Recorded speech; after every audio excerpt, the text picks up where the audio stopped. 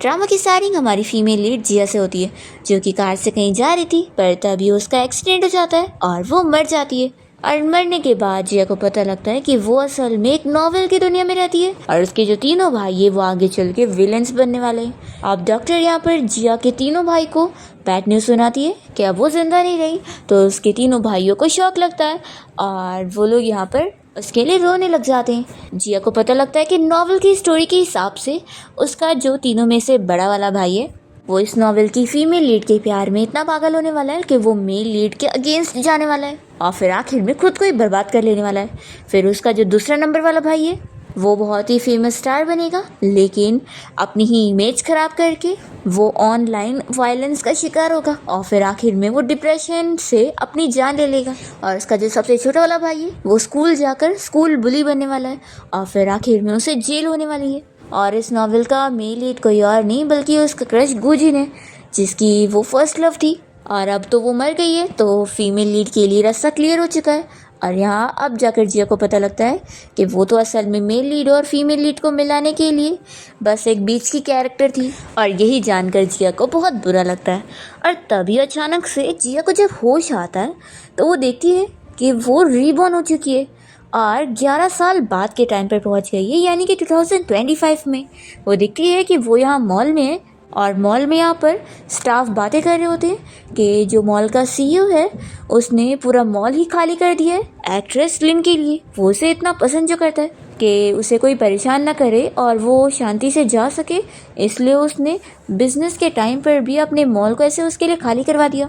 तो जिया जब लिन का नाम सुनती है तो सोचती है कि वो तो फीमेल लीड है ना, और कहीं ऐसा तो नहीं कि वो सीईओ कोई और नहीं बल्कि मेरा भाई है। जिया को गुस्सा आ जाता है कि अपने काम को अगर वो ऐसे ख़राब करेगा तो बैंकक्रप्ट नहीं होगा तो क्या होगा। फिर हम जिया के भाई चैन को देखते हैं जो कि अपने ऑफिस में होता है और यहाँ पर उसका मैनेजर उसके सामने उसकी स्वीट हार्ट लिन की तारीफ़ कर रहा होता है और कह रहा होता है कि मिस लिन की मूवी इतनी ज़्यादा हिट जा रही है और मैंने भी अपनी फैमिली के साथ 3-4 बार मूवी को देख कर आया हूँ। और वही सब चैन को खुश करने के लिए बोल रहा होता है। तभी इतने में मैनेजर को किसी एम्प्लॉय की कॉल आती है और वो बताने लगता है कि कंपनी में एक लड़की आई है और वो बता रही है कि वो सीईओ की सिस्टर है।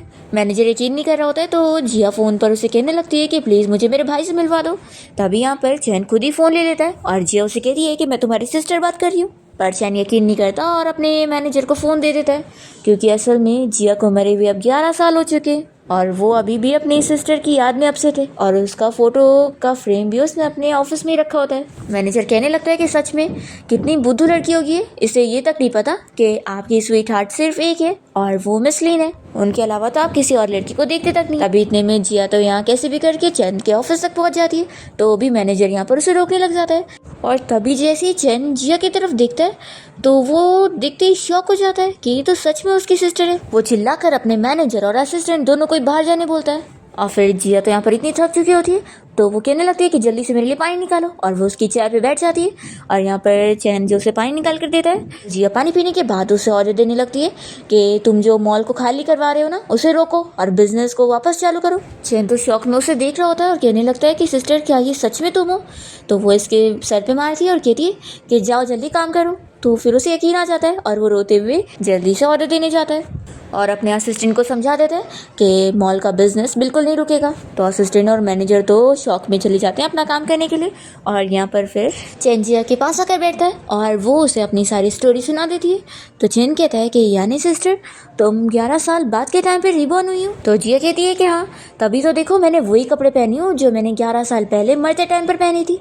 तो फिर ये देख कर पहचानता है कि हाँ ये वही कपड़े। फिर चैन इस बारे में सोचने लगता है कि अगर मेरी सिस्टर अभी 11 साल पहले के टाइम से आई है तो यानी उसके माइंड में क्या अभी भी वो गुजिन को लाइक करती होगी। यहाँ पर जिया तो इस बारे में सोच रही होती है कि उसे तो अब गुजिन की कोई नहीं पड़ी है, क्योंकि स्टोरी के हिसाब से वो मेल लीड है जो कि उसके मरने के बाद बहुत ही बड़ा प्ले बॉय बन गया था और उसके बाद वो सिर्फ फीमेल लीड को लाइक करने वाला है और फीमेल लीड यहाँ पर इसके भाई का यूज़ कर रही है मेल लीड को जेलस करवाने के लिए और आखिर में वही दोनों साथ होंगे। तो जिया को पता लग गया है कि वो और उसका भाई बस फीमेल लीड और मेल लीड के वो मिलवाने के लिए बस साइड कैरेक्टर्स हैं। ये सोचती है कि छोड़ो उन लोगों को, अभी तो मुझे बहुत भूख लग रही है। फिर वो अपने भाई चैन से कह देती है कि चलो बाहर कुछ खाने चलते हैं। तभी इतने में चैन के फ़ोन पर लिन की कॉल आ रही होती है तो जिया ये देख लेती है और यहाँ पर चैन कॉल उठाता है तो लिन उसे कहने लगती है कि आज तुमने मॉल को क्लियर नहीं करवाया, इतने सारी भीड़ जमा थी। तो चैन कह देता है कि अभी मैं बहुत ही बिजी हूँ, हम नेक्स्ट टाइम बात करते हैं। जिया ये सुनकर खुश हो जाती है कि अरे वाह, इसे रिजेक्ट करना भी आता है, फिर तो मेरा भाई बच सकता है। तभी लिन चैन से कॉल पर कह रही होती है कि मैं बिजी थी इसलिए मैंने तुम्हारा मैसेज नहीं देख पाई, तो इसलिए तुम गुस्सा मत हो। पर वो तो कब का कॉल भी कट कर चुका होता है। तो फिर यहाँ पर इसका असिस्टेंट कहने लगता है कि मिस लिन आप फिक्र मत करो, मिस्टर चैन तो आपके प्यार में ऐसे ही पागल है, उन्होंने तो आपके साथ शॉपिंग पर जाने का प्लान भी बना के रखा है और मैंने पहले से रिपोर्टर से बात कर लिया, तो आप बस शॉपिंग पर जाना और वहाँ पर रिपोर्टर्स अच्छे से आप लोग की फ़ोटो खींच कर मिस्टर गुजिन तक पहुँचा देगा ताकि वो जेलस हो। तो लिन को तो गुस्सा आ रही होती है कि वो शैन इतना भाव खा रहा है, बढ़ाया, मैं आज उसे कोई रिवॉर्ड नहीं देना चाहती हूँ, मैं उससे मिलने नहीं जाऊँगी। तभी चैन की तरफ से इसके अकाउंट में पूरे 1 लाख ट्रांसफर होते हैं, तो ये सोचती है कि इतने कम, उसने क्या मुझे भिखारी समझा है। दूसरी ओर हम देखते हैं कि चैन तो अपनी सिस्टर के साथ यहाँ मॉल में घूम रहा होता है और तभी रिपोर्टर पहले से इंतजार कर रहा होता है और सोचता है कि आज तो ये मिस्टर चैन किसी और लड़की के साथ नजर आ रहा है। वो इन लोग की अच्छे से फोटोज ले लेता है और सोचता है कि आज तो हेडलाइंस बनेगी। फिर जिया जब चैन के साथ कार से जा रही होती है तो वो बाहर के नज़ारे देखते हुए कहने लगती है कि सच में 11 साल में सब कुछ कितना बदल चुका है और वो पुराना टाइम याद कर रही होती है। फिर जैसे ही लोग विला के बाहर पहुंचते हैं तो जिया कहने लगती है कि तुमने तो हमारे विला को कितना चेंज कर दिया। तो बताता है कि यह असल में मेरा नया खरीदा हुआ विला है और जिसमें हम पहले रहते थे वो तो बिक चुका है। फिर ये दोनों साथ में घर के अंदर आ जाते हैं और जैसे कहने लगती है कि अभी तुम हमारे दूसरे भाई को इस बारे में मत बताओ कि मैं आ गई हूँ, नहीं तो फिर वो अपना कॉन्सर्ट छोड़कर यहाँ पर आ जाएगा और मैं नहीं चाहती उसका कॉन्सर्ट खराब हो। और फिर जिया यहाँ बैठकर अपने भाई चैन से इस बारे में पूछती है कि आखिर उसने पुराने वाले घर को क्यों बेचा। तो फिर वो बताता है कि उसके मरने के थोड़ी टाइम बाद उन लोगों के अंकल ने कंपनी के राइट्स उन लोगों से छीन लिया था और फिर उसने कंपनी ठीक से मैनेज नहीं कर पाया और कंपनी जब बैंकक्रप्ट होने की पोजीशन पर आ गई तो उसने कंपनी उन लोगों को वापस कर दिया था। तो उस टाइम पर फिर कंपनी को बचाने के लिए चैन के पास कोई और ऑप्शन नहीं था और उसने अपने विला को बेच दिया था ताकि वो पैसे ले सके। और वो इस बात के लिए जिया को सॉरी कहता है कि वो अपने पुराने घर को प्रोटेक्ट नहीं कर पाया। फ्लैशबैक में हम देखते हैं कि जिया के फ्यूनरल पर जब उसके तीनों भाई यहाँ रो रहे होते हैं तभी उन लोगों के अंकल अपने सारे गार्ड्स को लेकर पहुंच जाते हैं कंपनी के राइट्स उनसे छीनने के लिए। अब यहाँ पर चैन अपने आप को ब्लेम कर रहा था, इसलिए जिया उसे समझाने लगती है कि इसमें तुम्हारी कोई गलती नहीं है, तुमने तो अपना बेस्ट ट्राई करे हो सब कुछ ठीक करने के लिए। चैन बताता है कि उन लोग का जो छोटा भाई है वो कहीं खो गया है और मिल भी नहीं रहा है। तो जिया कहती है कि फिक्र मत करो, अब मैं वापस आ गई हूँ ना, हम सब मिलकर उसे ढूंढ लेंगे। और फिर वो ऐसे कहती है कि चलो अब मैं थक गई हूँ तो मैं जा रही रूम में सोने के लिए। तो चैन फिर उसे ऊपर वाले गेस्ट रूम में भेज देता है और फिर चैन का असिस्टेंट आकर उसे बताने लगता है कि उसने उस पर्सन से बात किया जिसने उनका विला खरीदा था पर वो उनको वापस नहीं बेचना चाहता है और उस पर्सन का नाम मिस्टर जीशन है। तो जीशन का नाम सुनकर ये शॉक होता है। असिस्टेंट पूछने लगता है कि क्या मिस जिया का उनके साथ कोई कनेक्शन है। तो ये बताता है कि कनेक्शन तो है लेकिन बुरा वाला, वो दोनों सेम स्कूल में थे पर स्कूल टाइम में उनका झगड़ा रहता था और उस टाइम पर तो जीशन इतना गरीब था, कोई सोच भी नहीं सकता कि 11 साल बाद वो इतना ज़्यादा अमीर हो जाएगा और हमारी कंपनी का लार्जेस्ट इन्वेस्टर बन जाएगा। फिर हम हमारे मेन लीड जीशन को देखते हैं जो कि अपने असिस्टेंट के साथ कार से कहीं जा रहा होता है और उसका असिस्टेंट इस बारे में सब बता रहा होता है कि उसने तो उस मिस्टर चैन की कंपनी में इतना ज़्यादा इन्वेस्टमेंट कर रखा है पर वो मिस्टर चैन हमेशा ही अफेयर वाली न्यूज़ से घिरा रहता है और वो तो हमारे दम पर ही अभी उसकी कंपनी चल रही है, नहीं तो वो तो बैंकक्रप्ट हो जाएगा। और असिस्टेंट इसे जिया और चैन की फ़ोटो दिखाते हुए बताता है कि इस बार वो किसी दूसरी लड़की के साथ घूम रहा है। फिर जैसे ही जीशन जिया का फ़ोटो देखता है तो वो जल्दी से फ़ोन ले लेता है और कहता है कि वो वापस आ गई है। फिर जीशन जिया को देखने के लिए उसके विला के बाहर आकर इंतज़ार कर रहा होता है और हम देखते हैं कि जिया को बिल्कुल नींद नहीं आ रही होती है तो वो अपने रूम में इधर से उधर वॉक कर रही होती है और उसकी शेडो ये देख रहा होता है। फिर अपने असिस्टेंट से पूछने लगता है कि वो मिस्टर चैन ने आज भी अपने विला को खरीदने की बात किया था ना, तो एक काम करो उन लोगों से फिर से कांटेक्ट करो। और फिर अपने असिस्टेंट को रोकता है और कहता है कि रहने दो, मुझे लगता है कि अब वो खुद ही मुझसे मिलेगी। फिर नेक्स्ट मॉर्निंग जिया अपने रूम से बाहर निकलकर जब यहाँ चैन के पास आती है तो चैन तो शॉक रह जाता है कि सिस्टर तुम्हारे डार्क सर्कल्स इतने ज़्यादा। तो फिर जिया बताने लगती है कि मैं बिल्कुल भी नहीं सो पाई हूँ क्योंकि मुझे दूसरी जगह नींद नहीं आती है। जिया अपने भाई चैन से पूछने लगती है कि जिस बंदे ने हमारा विला खरीदा है क्या वो देने के लिए नहीं मान रहा है, एक काम करो तुम मुझे उसका कॉन्टैक्ट नंबर दो, मैं खुद उससे बात करूंगी। फिर इतने में चैन के फ़ोन पर फिर से लिन की कॉल आ रही होती है तो वो अपना फ़ोन छुपाने लगता है पर जिया तो समझ जाती है और कहती है कि ज़रूर उसी लड़की लिन का कॉल आ रहा होगा ना, सच में तुम कितने ख़राब हो गए हो, उसके चक्कर में तुम ना कंपनी संभाल रहे हो ना बिजनेस देख रहे हो, ऐसे ही चलता रहा तो फिर तुम्हारा क्या होगा। तो चैन कहता है कि सिस्टर आपको मेरे और लिन के बारे में सब पता है। तो ये कहती है कि तुम लोगों के बारे में पूरा इंटरनेट पे फैला हुआ है और तुम मुझसे कह रहे हो। जब भी मैं मोबाइल खोलती हूँ तो मुझे ज़्यादा से ज़्यादा तुम लोगों के बारे में वीडियो देखने को मिलती है, और हाँ 2-3 बस उस गुजिन और उस लिन के बारे में भी मिल जाती है। तो चैन कहता है कि सिस्टर मेरी और लिन की जो अफेयर की रूमर है वो रियल है, और उस गुजिन के साथ वाली तो फेक है। वो तो इतना बड़ा प्ले बॉय है, उसे तो लिन पसंद ही नहीं करती। जिया कहती है कि अच्छा तो उस लिन ने तुम्हें ये बता के रखी है और तुमने बिलीव भी करके बैठे हो। वो सोचती है कि सच में उसका भाई कितना बड़ा पागल है।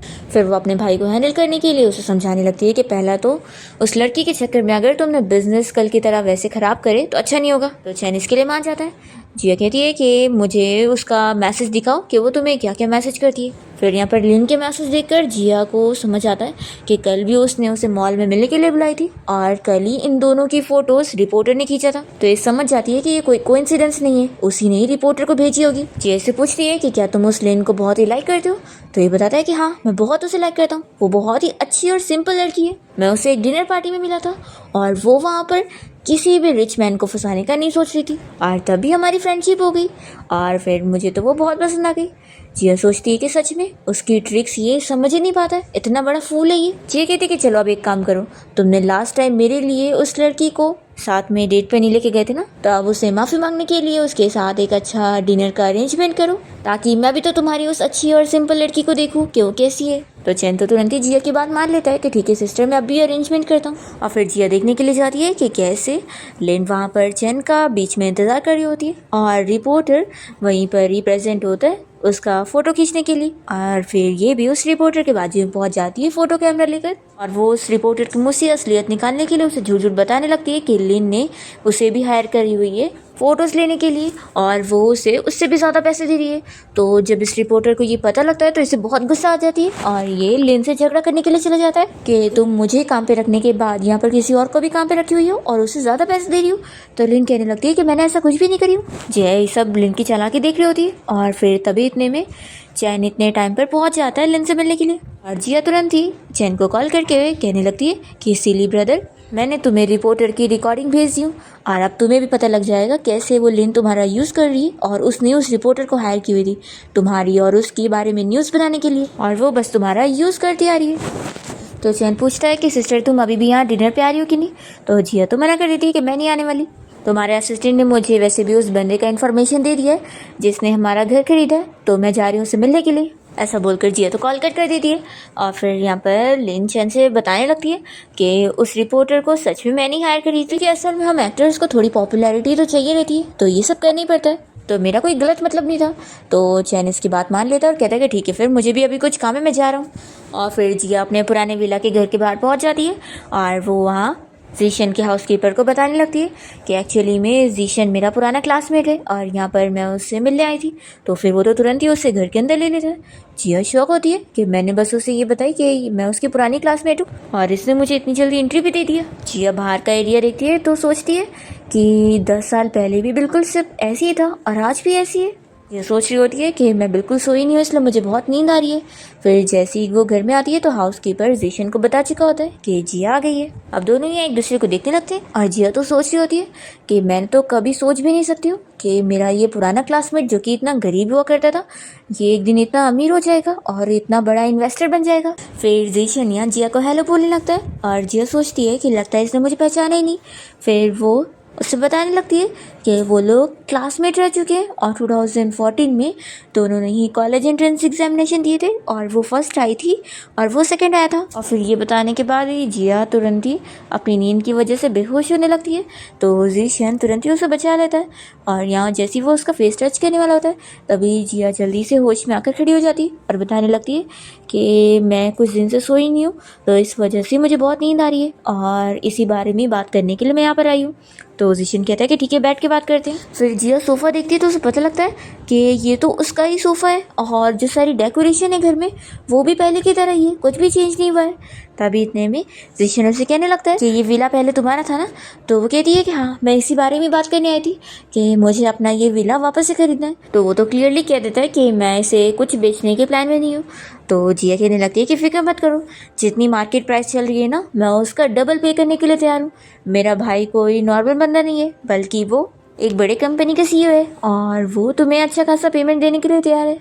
जीशन कहता है कि मुझे पैसों की बिल्कुल नहीं पड़ी है, बल्कि मैं ये विला बेचने नहीं चाहता हूँ, मुझे ये विला पसंद है। तो फिर जिया उसे मनाने लगती है कि देखो तुम मेरे पुराने क्लासमेट हो ना, मेरी बात को समझो, मेरी प्रॉब्लम है, मुझे कहीं और नींद नहीं आती है और मैं सिर्फ अपने घर पे ही सो पाती हूँ, तो इस वजह से मुझे अपना ये विला खरीदना है। तो भी जीशन नहीं मान रहा होता है कि चाहे जो हो मैं ये विला नहीं बेचने वाला। तो जिया सोचती है कि फिर मैं क्या करूँ। फिर वो उसे कह देती है कि कम से कम तुम मुझे एक रूम ही रेंट पे दे दो, मुझे मेरा रूम चाहिए। तो जीशन फिर इसके लिए एग्री कर लेता है कि ठीक है मैं तुम्हें रेंट पे देने के लिए तैयार हूँ। जिया फिर बड़ी खुश हो जाती है और कहती है कि ठीक है फिर कॉन्ट्रैक्ट हम लोग कल साइन कर लेंगे, अभी मुझे बहुत नींद आ रही है तो मैं जा रही हूँ अपने रूम में सोने के लिए। ऐसा बोल के वो तुरंत ही चली जाती है। और फिर यहाँ पर जीशन का हाउसकीपर उसे कहने लगता है कि बॉस आपको तो माइसोफोबिया है ना, तो क्या मैं मिस जिया को रोक दूँ कि वो आपके रूम में ना सोए। तो ये मना करता है कि नहीं वो उसका ही रूम है। और फिर जिया जैसे यहाँ अपने रूम में आती है तो उसे उसके भाई चैन का कॉल आता है और वो पूछ रहा होता है कि सिस्टर तुम कहाँ पर हो। तो जिया कहती है कि मेरा इंतज़ार मत करो, मैं अपना सोने जा रही हूँ, मुझे सोने के लिए जगह मिल गई है। और फिर वो मज़े में लेट कर तुरंत ही सो जाती है और चैन बेचारा बस हेलो बोलता रह जाता है। फिर हम देखते हैं कि थोड़ी देर बाद यहाँ जिया के रूम में जीशन आया होता है और वो उसके यहाँ शूज़ वगैरह अच्छे से निकाल कर उसको अच्छे से ब्लैंकेट से कवर भी कर देता है और फिर उसके फुल हेड पे किस करके वो यहाँ उसके रूम से चला जाता है। फिर नेक्स्ट मॉर्निंग जब जिया की नींद खुलती है तो वो बड़ी खुश होने लगती है कि फाइनली मैंने अच्छी नींद सोई, मेरे बेड के अलावा मुझे कहीं और अच्छी नींद नहीं आती। फिर इतने में इसे फिर से इसके भाई का कॉल आता है और वो कहने लगता है कि फाइनली तुम उठ गई, वो तो अच्छा हुआ कल मुझे जीशन ने बता दिया था कि तुम उसके घर पे हो, नहीं तो मैं तो सच में पुलिस को ही कॉल करने वाला था। तो जिया शौक होकर कहती है कि तुम जीशन को जानते हो। तो वो बताता है कि वो असल में मेरी कंपनी का इन्वेस्टर है। तो जिया कहती है कि अच्छा। यहाँ पर चैन उसे कहने लगता है कि सिस्टर तुम फिक्र मत करो, वैसे भी उसे लड़कियां पसंद नहीं है, तुम उसके घर पे रह सकती हो, कोई फिक्र वाली बात नहीं है। तो जिया सुनकर शौक होती है और वो सोचती है कि कल रात उसने जीशन से इस बारे में पूछी थी कि अगर वो उसके घर में रहेगी तो क्या उसकी गर्लफ्रेंड को प्रॉब्लम नहीं होगी। तो उसने बोला था कि उसकी कोई गर्लफ्रेंड नहीं है। यहाँ पर जिया उसे कहने लगती है कि तुम्हें कंफर्म कैसे पता कि उसे लड़कियां नहीं पसंद है। तो वो कहता है कि मैंने तो बस ऐसी रूमर सुना हूँ। जिया कहती है कि बस रूमर पे ऐसे यकीन करके तुम किसी के बारे में ऐसा नहीं बोलना चाहिए, वैसे तो अब मैं उससे डायरेक्टली पूछ लूँगी कि ये बात सच है कि नहीं। तो चैन कहता है कि ठीक है सिस्टर। फिर जी अपने भाई से कॉल पे बात करने के बाद जब यहाँ रूम से बाहर निकलती है तो वो देखती है कि जीशन उसके लिए ब्रेकफास्ट रेडी कर रहा होता है और वो यहाँ फिर उसके लिए ब्रेकफास्ट सर्व करके उसे टेस्ट करने बोलता है। जिया जैसी ये डिश टेस्ट करती है तो उसकी तारीफ करती है कि उसने कितना अच्छा बनाया है और फिर वो उसे पूछने लगती है कि मुझे ये जानना था कि तुम्हें लड़की पसंद है या फिर लड़के। तो ये सुनकर जीशन शौक होता है। जिया कहती है कि अरे मैं बहुत ही ओपन माइंडेड हूँ, तुम मुझे आराम से बता सकते हो। मैं एक्चुअल में ये इसलिए जानना चाहती हूँ कि कहीं अचानक से एक दिन तुम घर में किसी बड़े से ग्रोन मैन को लेकर आ जाओगे तो मैं ये देख के डर जाऊँगी, तो मैं पहले से ही तैयार रहना चाहती हूँ। तो फिर जीशन उसे क्लियरली बताता है कि मुझे लड़की पसंद है। जिया सुनकर शॉक होती है और कहती है कि ऐसे कैसे, फिर आखिर तुम्हारी कोई गर्लफ्रेंड क्यों नहीं है, तुम एक ओल्ड मैन हो चुके हो और 30 के ऊपर तुम्हारी एज हो चुकी है। तो जीशन बता देता है कि एक्चुअली मैं जिसे लाइक करता था वो बहुत साल पहले ही मर चुकी है। जिया उससे कहती है कि सॉरी मुझे ऐसा नहीं बोलना चाहिए था और वो सोचती है कि आखिर मैंने दूसरों की दुख की निकाल दी, आखिर मेरी तरह दूसरे थोड़ी ना ऐसे लकी हो सकते हैं जिन्हें ऐसे रीबर्थ का मौका मिले। फिर वो अपना खाने पे फोकस करने लगती है और जीशन उसे देखते हुए याद कर रहा होता है कि कैसे जब वो हॉस्पिटल पहुंचा था तो उसने उसके मरने की न्यूज़ सुना था और तभी से वो शॉक में था।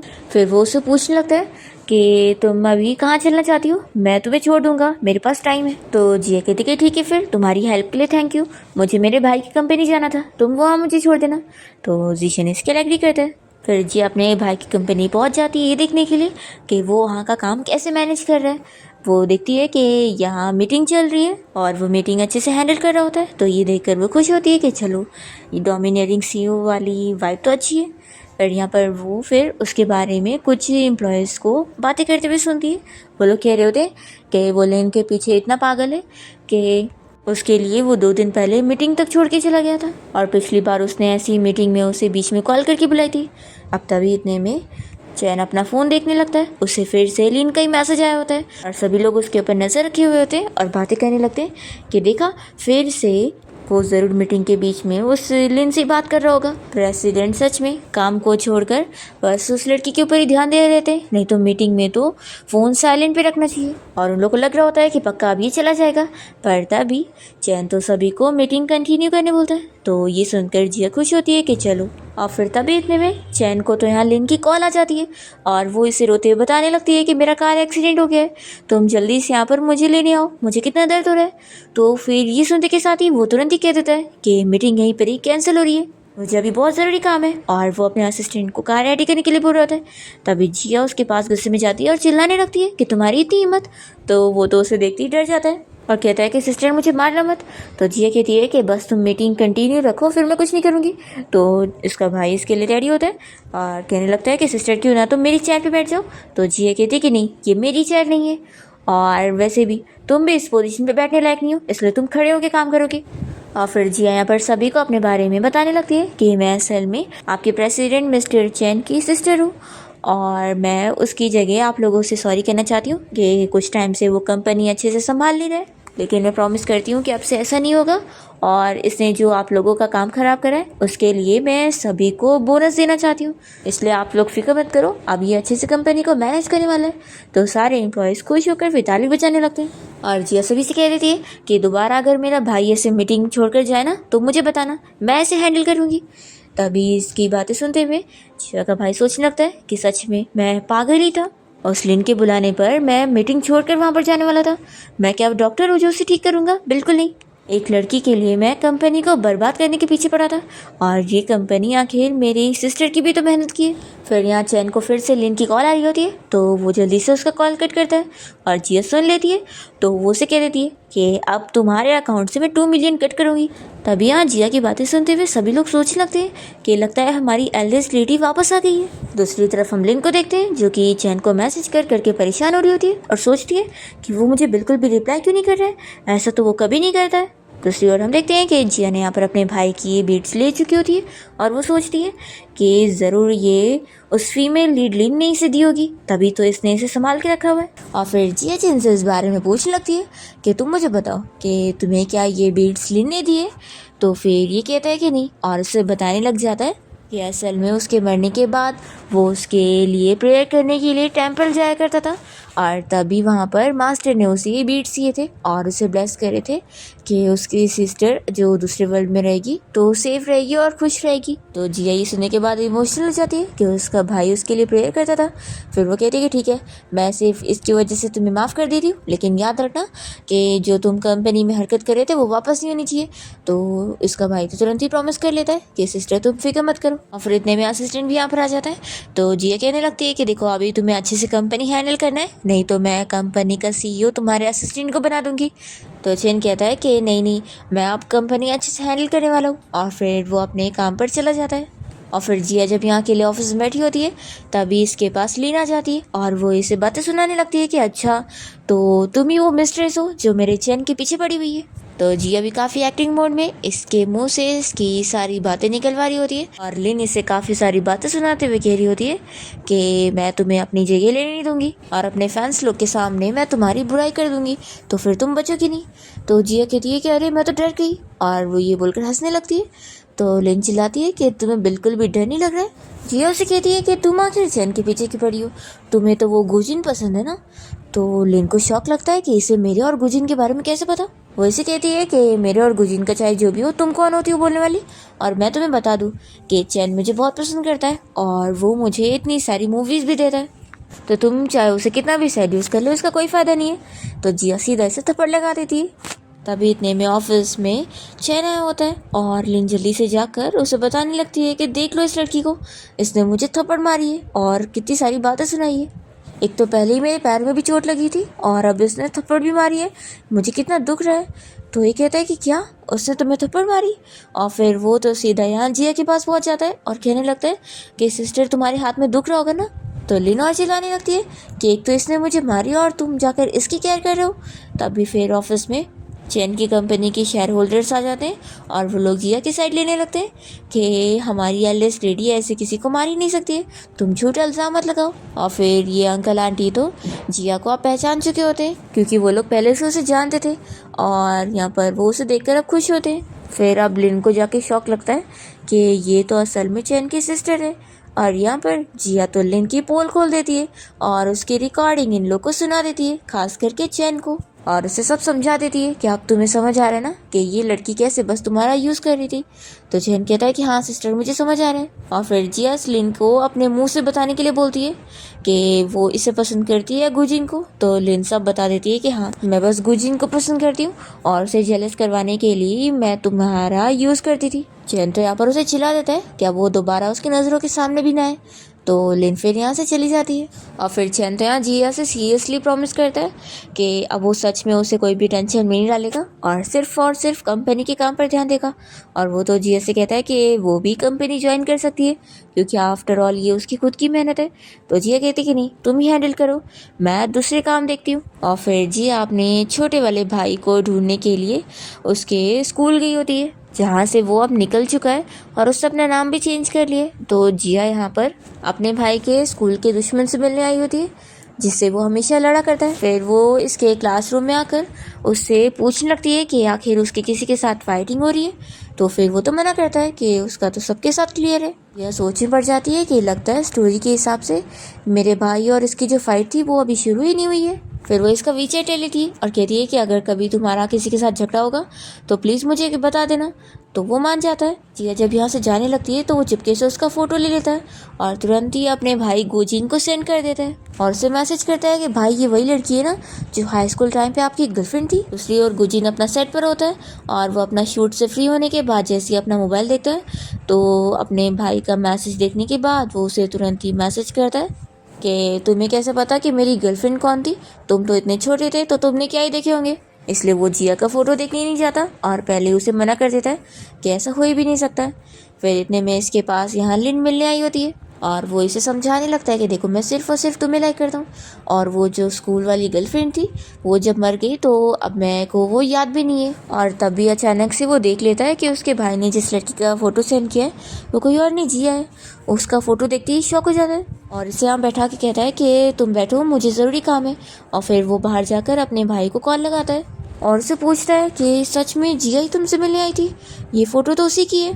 फिर गुजिन का भाई उसे कहने लगता है कि मैं उस लड़की को कोई बहाने से मिलने के लिए बुलाऊंगा, तभी आप उसे देखने के लिए आ जाना ताकि आपको कंफर्म हो सके कि ये वही है कि नहीं। फिर जिया जब यहाँ से घर जाती है तो वो देखती है कि जीशन डिनर रेडी कर रहा होता है। तो फिर वो बहुत ही खुश हो जाती है कि आज उसने फिर से कुछ अच्छा सा पकाया है। फिर दोनों साथ में डिनर कर रहे होते हैं और यहाँ पर जिया उसे बताने लगती है कि कल मैं एक बास्केटबॉल मैच देखने जा रही हूँ और वहाँ पर हमारे स्कूल से भी लोग आने वाले, तो क्यों ना तुम भी मेरे साथ चलो। तो जीशन मान जाता है और जिया उसे बताई जा रही होती है कि वैसे याद है हाई स्कूल टाइम पे हमारे स्कूल में भी बास्केटबॉल मैच हुआ था जिसमें तुमने भी पार्टिसिपेट करे थे, मैं तो कितनी खुश हो गई थी, पर फिर पता नहीं क्यों तुमने उस दिन बास्केटबॉल मैच वाले दिन स्टेज पर आए नहीं। तो जीशन इस बारे में याद करने लगता है कि उसे तो उस गुजी ने आकर धमकी दिया था कि वो जिया से दूरी रहे, इसलिए उसकी वजह से ही वो बास्केटबॉल मैच खेलने नहीं गया था। पर वो इस बारे में जिया को नहीं बताता है और कहता है कि उस दिन उसे कुछ काम पर गया था।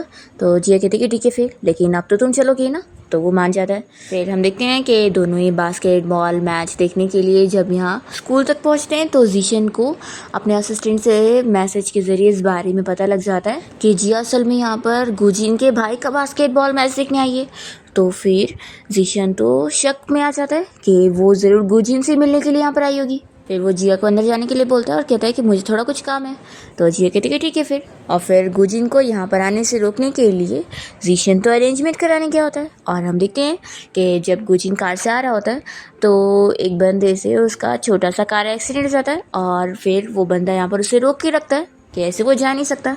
और तभी इतने में जो भी लोग यहाँ पर गुजिन को देख लेते हैं तो वो तुरंत ही उसे पकड़ लेते हैं कि वो फेमस स्टार है। और फिर वो बंदा तो गुजिन को जाने नहीं दे रहा होता है और उसे अपने साथ पुलिस स्टेशन भी लेकर जाता है।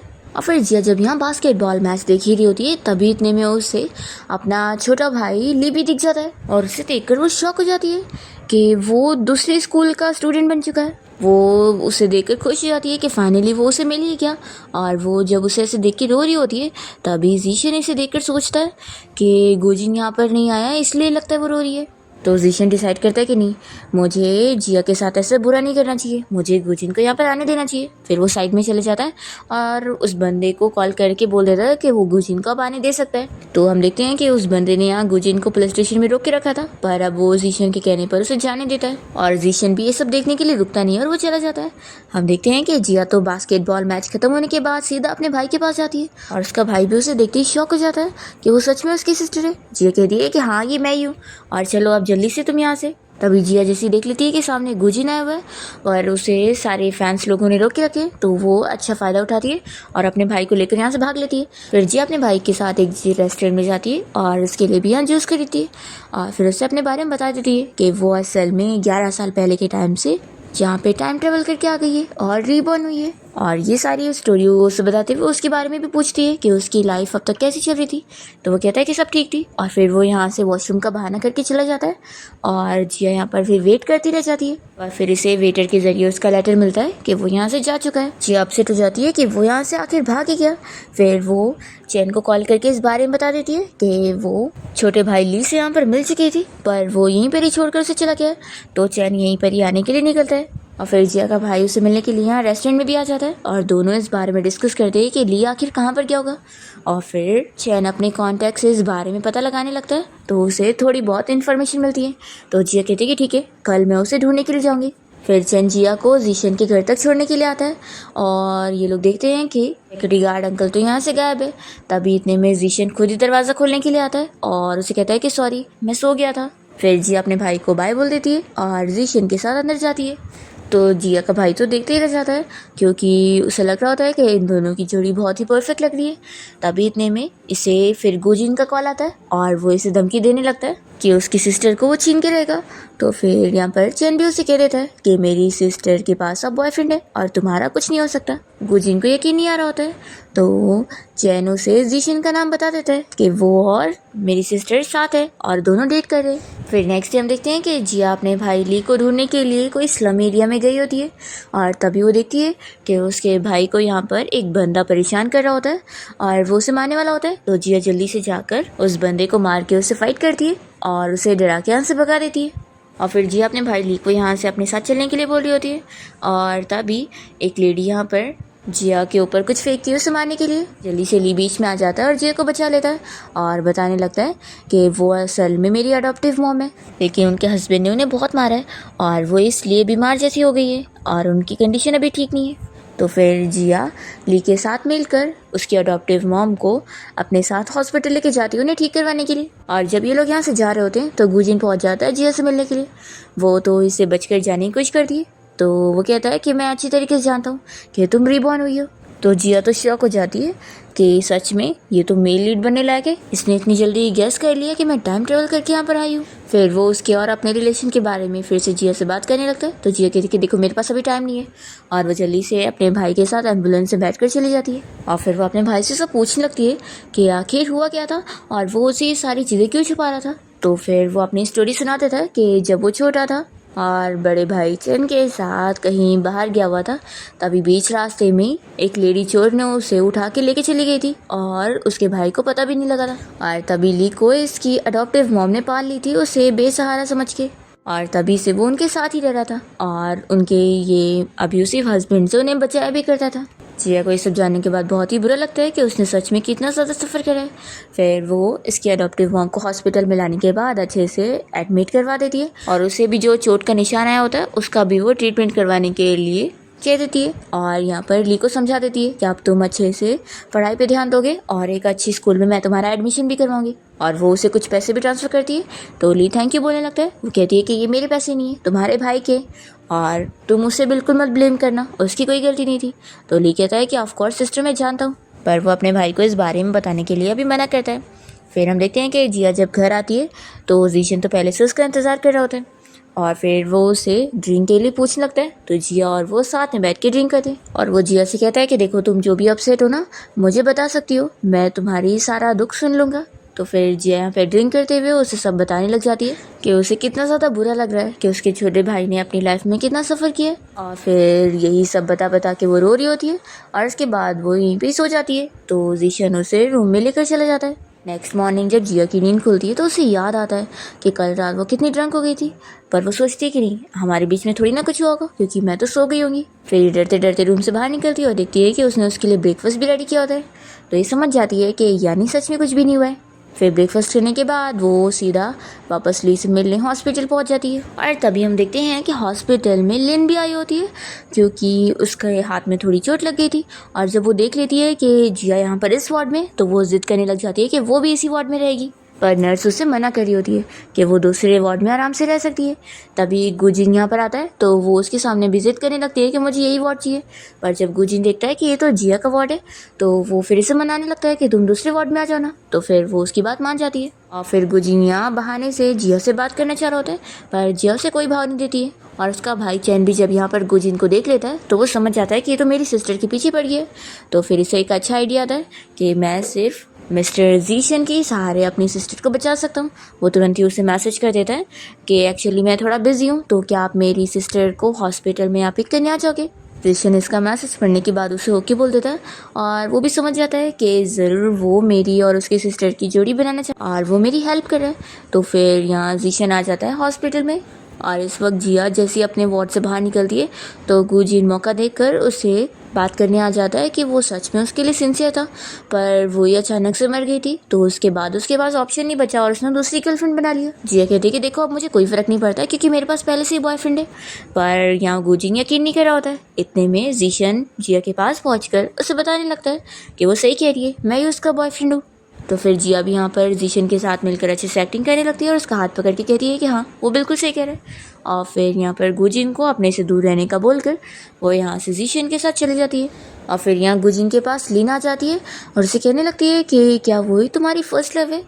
तो वो कहता है कि देखो मेरे ऊपर अब टाइम मत वेस्ट करो क्योंकि मैं तुम्हारे साथ ब्रेकअप करना चाहता हूँ। और वो यहाँ से चला जाता है ये बोलकर। दूसरी ओर जिया और जीशन जैसे आगे तक पहुँचते तो जिया जल्दी से उसका हाथ छोड़ देती है और उसे थैंक यू बोलने लगती है उसकी हेल्प के लिए। और फिर जिया और जीशन यहाँ दोनों ही साथ में वार्ड में आते हैं तो जिया का भाई ली तो जीशन को देखते ही पहचान लेता है। तो जिया कहती है कि तुम भी इसे जानते हो। तो वो बताता है कि असल में मैं अडॉप्टिव मॉम के साथ जहाँ स्लम्स में रहता था वहाँ पर मिस्टर जीशन ने कितने पैसे लगाए थे और इनकी वजह से ही तो मेरी काफ़ी हेल्प हो पाई थी और मेरी मॉम की भी। तभी हम लोग वहाँ पर अच्छे से रह पाए थे, नहीं तो हमारे पास तो खाने के लिए भी पैसे नहीं थे। इसलिए यहाँ पर ली तो जीशन को थैंक्स कर रहा होता है। तो वो कहती है कि फिक्र मत करो, अभी तो तुम लोग आगे और मिलने वाले हो। तो ये सुनकर ली शॉक रह जाता है। जिया कहती है कि मेरा मतलब है कि ये मेरा पुराना क्लासमेट है ना, तो हम लोग तो मिलते रहेंगे। और फिर उसके बाद जिया और जीशन दोनों साथ में यहाँ से चले जाते हैं और तभी ली और चैन मिलकर इस बारे में बातें करने लगते हैं कि उन दोनों की जोड़ी कितनी ज़्यादा अच्छी है। और ये दोनों तो जीशन को अपना ब्रदर इन लॉ बनाने के लिए अभी से रेडी हो चुके होते हैं और बातें करते हैं कि ये उस गुजिन से कई गुना ज़्यादा बेहतर है। फिर नेक्स्ट डे हम देखते हैं कि जिया भी अपने छोटे भाई ली के साथ उसके स्कूल में एडमिशन ले लेती है क्योंकि ऑफ कोर्स वो 11 साल बाद के टाइम पर आ गई है, तो क्या हुआ है, तो वो भी कॉलेज टाइम की एज की, तो वो भी अब यहाँ पर स्टडी करने का डिसाइड करती है। और फिर घर आने के बाद वो जीशन के लिए अच्छी कुकिंग करना सीख रही होती है और अपने भाई चैन को कॉल करके बताने लगती है कि आखिर जीशन ने उनकी कितनी हेल्प की है, तो उसे थैंक्स करने के लिए इतना तो वो कर ही सकती है। तो यहाँ पर जिया की हेल्प करने के लिए उसका भाई एक शेफ़ को भेज देता है उसे कुकिंग सिखाने के लिए। पर शेफ़ से भी खाना बनाने को सीख कर भी जिया जला हुआ खाना बना रही होती है, तो फिर शेफ़ अच्छा बना देता है। जीशन जब घर आता है तो जिया उसे सरप्राइज़ देती है कि देखो मैंने तुम्हारे लिए डिनर बनाई हो। तो वो तो टेस्ट करके उसकी तारीफ़ करने लगता है, पर फिर जिया उसे सच बताती है कि असल में ये शेफ़ ने बनाया है। तो भी वो उसे कहता है कि तुमने इतना मेरे लिए सोची वही बहुत बड़ी बात है। फिर रात में हम देखते हैं कि जिया अपने भाई ली के बारे में सोच रही होती है कि स्टोरी के हिसाब से उसकी और गुजिन के भाई के बीच में फ़ाइट हो जानी चाहिए थी, लेकिन ऐसा कुछ भी नहीं हुआ है। तो डर रही होती है कि कहीं आगे भी ऐसा कुछ ना हो। फिर वो यही सब फिक्र में पानी पीने के लिए जब रूम से बाहर निकलने जाती है तो इसे रूम के बाहर ही जीशन मिल जाता है और वो शॉक हो जाता है कि ये अब मेरे बारे में क्या सोचेगी कि मैं कितना बड़ा परवर्ट हूँ जो इसके रूम के बाहर खड़ा था। फिर वो कहती है कि कितना बड़ा कोइंसिडेंस है ना, लगता है तुम्हें भी पानी पीने जाना था। तो जीशन भी यही कहता है। फिर दोनों पानी पीते हुए बैठ जाते हैं और बातें कर रहे होते हैं। जिन कहता है कि तुम ज़रूर अपने भाई ली के बारे में सोचकर परेशान होगी ना। तो जिया कहती है कि सच में तुम्हें कैसे पता लग जाता है। जीशन ने उसे समझाता है कि तुम्हें ली की फिक्र करने की ज़रूरत नहीं है, तुम्हें ऐसा लग रहा है कि वो बहुत ही फाइटिंग करने वाला टाइप का लड़का होगा क्योंकि वो स्लम्स में रहता था, लेकिन ऐसा बिल्कुल नहीं है, ये चीज़ नॉर्मल है, इसलिए फिक्र मत करो कि आगे चल के वो बुरा बनेगा।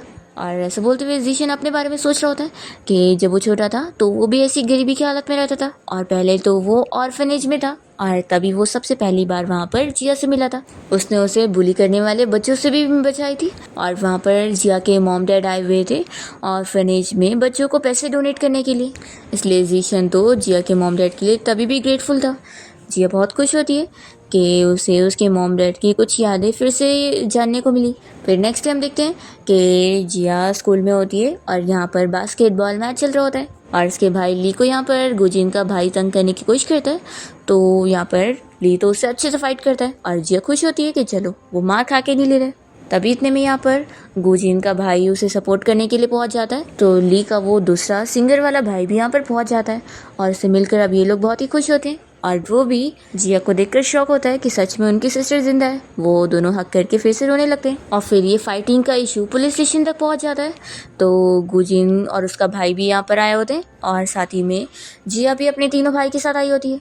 और क्योंकि जिया ने गुजिन को रिजेक्ट कर दी थी, इसलिए अब वो और ही उससे यहाँ पर लड़ रहा होता है। पर तभी यहाँ पर जिया के भाइयों की हेल्प करने के लिए जीशन पहुंच जाता है, और वो गुजिन से कहता है कि वो अगर इनको ब्लैकमेल करने की कोशिश करेगा ना, तो वो पुलिस ऑफिसर को वो वीडियो दिखा देगा कि कैसे वो स्कूल टाइम में उसे बुली किया करता था। और जब ये वीडियो उसके फैंस तक पहुंचेगी और सारे लोग देख लेंगे, तो फिर उसकी इमेज खराब हो जाएगी और उसका करियर भी नहीं बचेगा। तो फिर गुजिन डर जाता है, और यहाँ से फिर जिया और उसके भाई के खिलाफ जो कंप्लेन उसे डाला था वो कट करा के वो चला जाता है। और फिर जब जिया का ये सिंगर वाला भाई जो यहाँ पर जीशन को देखता है, तो वो उसे देखती है, उसे हेलो कहने लगता है। जिया शॉक होती है कि तुम भी इसे जानते हो। तो फिर वो बताता है कि असल में जब मैं एंटरटेनमेंट इंडस्ट्री में गया था, तब मिस्टर जीशन की वजह से मुझे बहुत अपॉर्चुनिटी मिली थी, और इनकी वजह से आज मैं यहाँ पर हूँ। जिया तो शॉक में पड़ जाती है कि उसके तीनों ही भाई जीशन को जानते हैं। ये कोइंसिडेंस कैसे हो सकता है। फिर जिया और जीशन दोनों यहाँ से साथ में जाने के लिए निकलते हैं, और फिर जिया के तीनों भाई आपस में डिस्कस करने लगते हैं कि चलो अब पक्का आप दोनों डेट करने लगेंगे, तो जीशन इन लोग का ब्रदर इन लॉ बन जाएगा। फिर यहाँ से कार से जाते हुए जिया जीशन से इस बारे में पूछती है कि इतना बड़ा कोइंसिडेंस नहीं हो सकता, तुमने आखिर मेरे तीनों भाइयों की हेल्प कैसे करे, क्या तुमने ये सब मेरे लिए करे हो। तो फिर वो कन्फेस कर ही लेता है कि हाँ, ये सब मैंने तुम्हारे लिए करा, और वो जिया को बता देता है कि वो उसे लाइक करता है, और अभी से नहीं बल्कि बहुत टाइम पहले से। जिया पूछती है कि क्या हाई स्कूल टाइम से, तो वो कहता है कि नहीं, उससे भी पहले से। जिया तो यहाँ पर शॉक रह जाती है, और फिर उसके बाद वो जीशन के बारे में अच्छे से सोचती है, और नेक्स्ट डे उसे कहती है कि वो उसके साथ डेट पर जाना चाहती है। तो जीशन तो बहुत ही खुश होता है, और जिया और वो जब साथ में घूमने जाते हैं, तो एक अंकल यहाँ पर गुजरते हुए जीशन से कहने लगते हैं कि अच्छा, तो अब तुमने कोई गर्लफ्रेंड बनाया हो, नहीं तो तुम तो हमेशा ही अपनी उस फर्स्ट लव को याद करते रहते हो ना, और उसकी ग्रेव पर जाते हो।